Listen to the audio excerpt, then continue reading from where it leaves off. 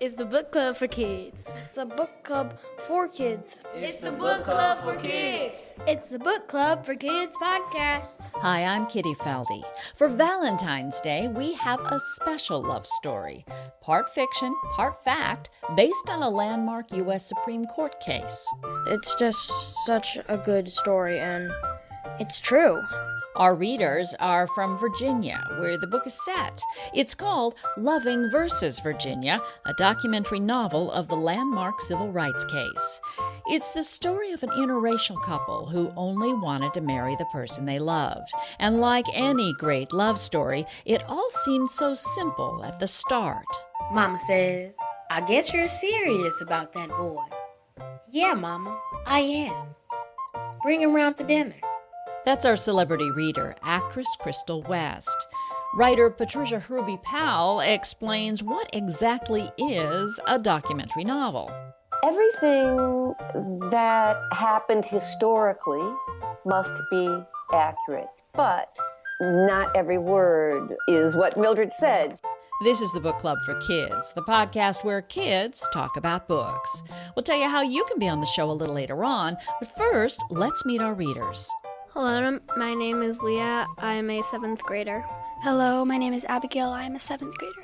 Hello, my name is Serena. I'm a 7th grader. Hello, my name is Claire. I'm a 7th grader. Hello, my name is Robert. I'm a 6th grader. We're all from Alexandria, Virginia, and we go to George Washington Middle School. The book is about two people, a lady named Mildred and a man named Richard, and they're in love, but they cannot get married because Mildred is African American and Richard is white, and there is no race mixing in Virginia. So this book centers around a very, very famous Supreme Court case, and let's describe how they got there. They didn't just all of a sudden show up at the Supreme Court one day to say, excuse me, we'd like to get married. They both loved each other, and they'd hang out in the forest, and then Mildred got pregnant. They had a couple of children before they got married, but when they did get married, they did in Washington, D.C., where you were allowed to have interracial marriage. But when they moved back to Virginia, they were arrested. The sheriff there took them and arrested them, and then it got into court. They got bailed out, and then they went into court about the case. Mildred can be kind of stubborn at some times. She can be a little pushy, and Richard is usually pretty upbeat, but when it comes to difficulties in life, he can get pretty down, and that won't help Mildred during the course of their lives together. Well, let's hear a scene from the book when Mildred invites Richard over for a special supper with her family. Our celebrity reader is actress Crystal West. Mama says, I guess you're serious about that boy. Yeah, Mama, I am. Bring him round to dinner. Richard comes for Sunday dinner, 1 o'clock sharp. Aunt Corey Johnson comes. Most of my brothers are here. Mama boils chicken, collards, turnips. I slice bread we baked this morning. Garnett fries last year's apples, and we have rice pudding for dessert. The cream is from our cow who I milked this morning. Eggs laid by our chickens. Richard has sat here many times, but today we have on the checkered tablecloth because he is my special guest. The table is heaped with food. Sydney in a basket alongside me, family crowded around. Richard grabs my hand under the table. At the same time, he slips the napkin off my lap, puts it on his. Still holding his one hand, I grab for my napkin, but he won't let me have it. I can't help but giggle, having our own conversation with no words, under the table hidden by the cloth, while everyone else talks over the top of the table.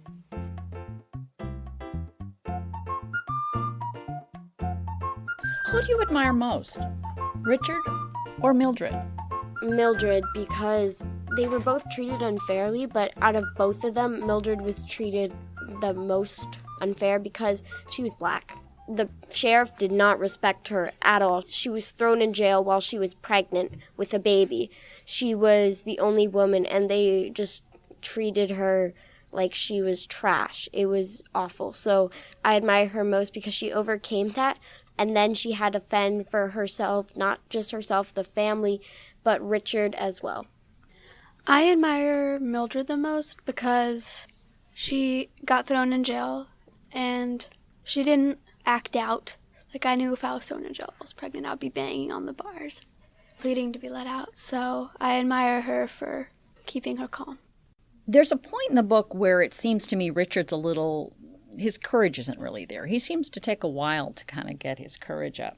He married her.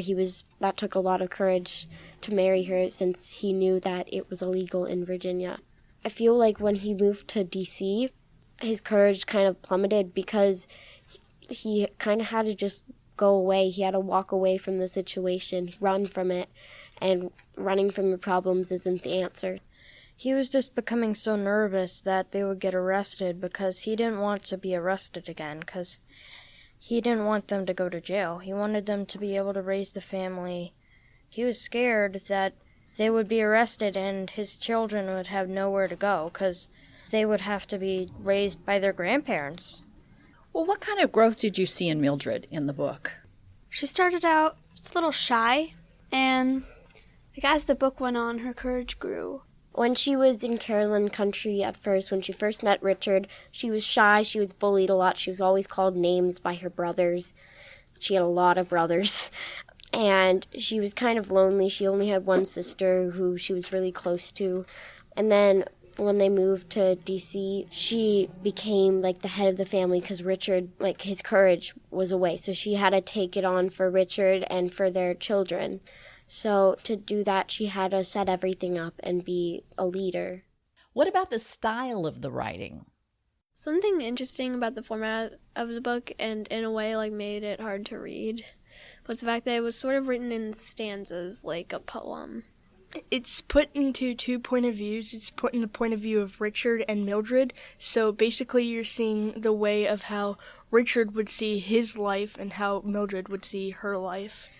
I feel like it's written not really like a play, but kind of like if they each had like a monologue, that's what they would be saying. That would be their monologue. Each chapter is their own monologue.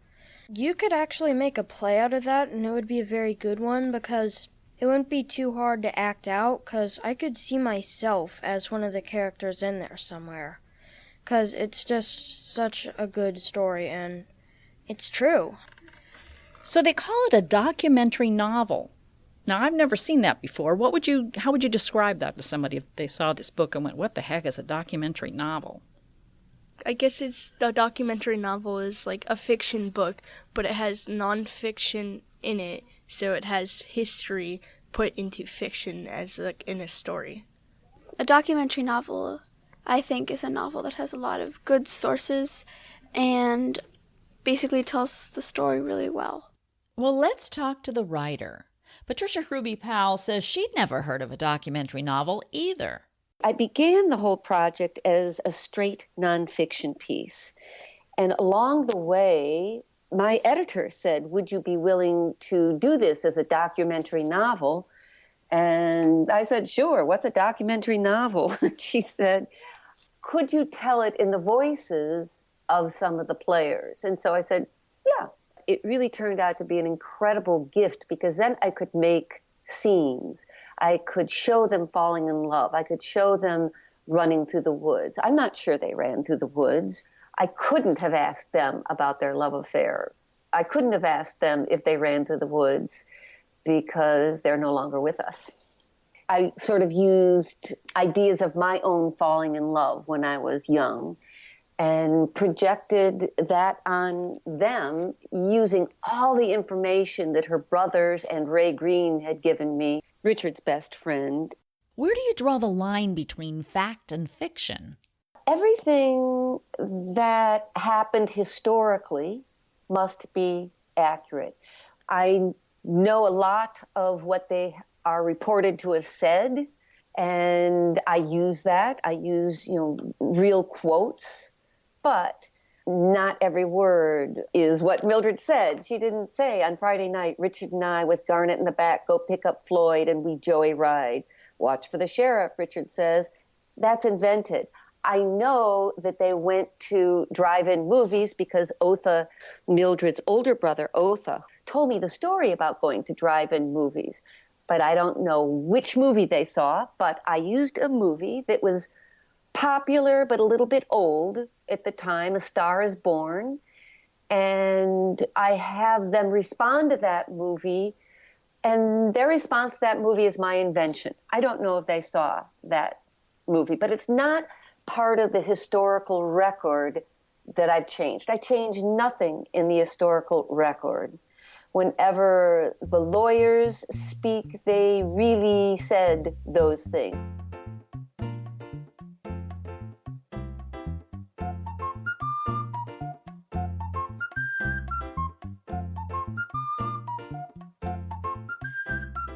I was surprised. I knew about this case, but I was surprised at how long it took and what year this happened in.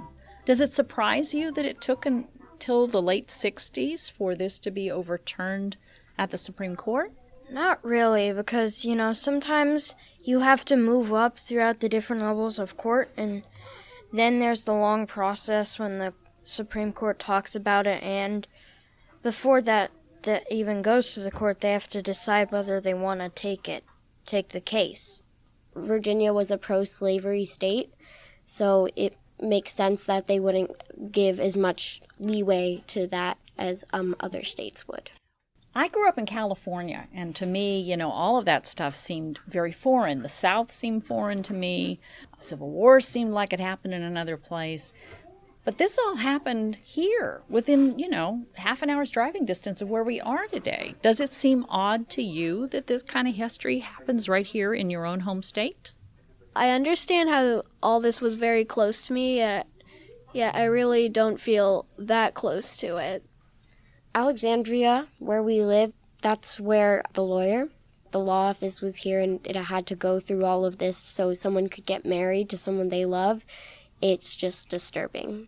Because today we can pretty much do whatever we want if it comes to love or anything. No one really cares about race anymore. People do, but that's called being a racist. It makes me think of Virginia as half of a bad state because it was very racist. But then again, it's a good state because it eventually had to go through the change, and it actually had some of the laws happen because they had court cases going up.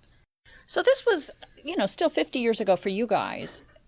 What's it like today? Where do you see echoes of this still there? Have things changed dramatically? Show me the good and the bad of race relations in Virginia or in America today. At least for me, it's still rare to see people of different races walking down the street hand in hand. I don't see that often. So I don't think it's changed that dramatically. But I know I don't really care who marries who. As long as you're happy.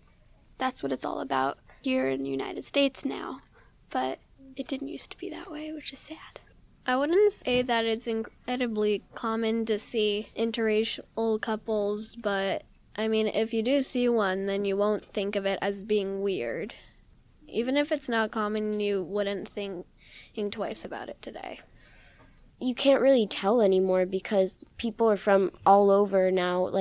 You don't even know if it's an interracial marriage or not because people are so different now. You can't put someone into one category. Is this an appropriate book for 6th and 7th graders? I would say yes, because it doesn't exactly have bad language, which was used back then. Because the topic is tough, that's why I asked. I would say appropriate, but I wouldn't say it because of language. I know we're not supposed to know it all, but when you go to middle school, you kind of know it all. So, it's not so much about the language, but I feel more about the reading level. It's a pretty easy read. The book could be appropriate for 6th and 7th graders to read because it gives you a story on history, and in some classes in our 6th grade, we did a project on court cases, and this was one of the cases. It doesn't have any, inappropriate content, anything that we don't already know, so Well, I mean, you have a main character who's had children out of wedlock, and It's not very graphic at all. I got confused at sometimes because I was like, wait, she got pregnant? I'm really unsure. What? I wouldn't be so worried about parents not liking this book because it's a good book. I just don't think kids under 6th grade should read it because I think they're a little maybe too young for it.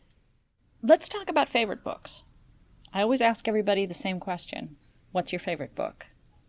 Right now, I have not just a favorite book, but a favorite series. This is a Silence series, and it's about a girl who stops talking because of an unknown reason, and no one knows about it. It's very emotional. I like emotional books. It's also a romantic comedy that's my favorite genre. My favorite book is part of the Rick Riordan series because I'm a big fan of him, and my favorite book of all of his work is the 5th book in the Percy Jackson series because it's a good book. It has a lot of action scenes, and it's pretty emotional. I got through it in 2 days, so that's how much I loved it. It was just such a good book. So my 2 favorite books, I think, is there's a version of Pay It Forward that I read, a youth version. I just like the premise of giving on. And then my other one is Out of My Mind, which is a book about a girl who is stuck in a wheelchair and she's really smart. We should mention that Out of My Mind is one of our book club selections, and you can listen to that conversation at our website, which is bookclubforkids.org. They're both kind of like emotional and kind books, and I like books that kind of make me cry. I know that's weird because I like getting attached to the characters. My favorite book would be a book that I read in school. It's called The K. I like that book because it's taking place in World War II, I think. It's got characters from history, so that's why I kind of like it, and I'm a huge history fan. So, Crystal Smith, what is your favorite book? My favorite childhood story is Mufaro's Beautiful Daughters, An African Tale. There are many things that I loved about the book, but the illustrations were so beautiful.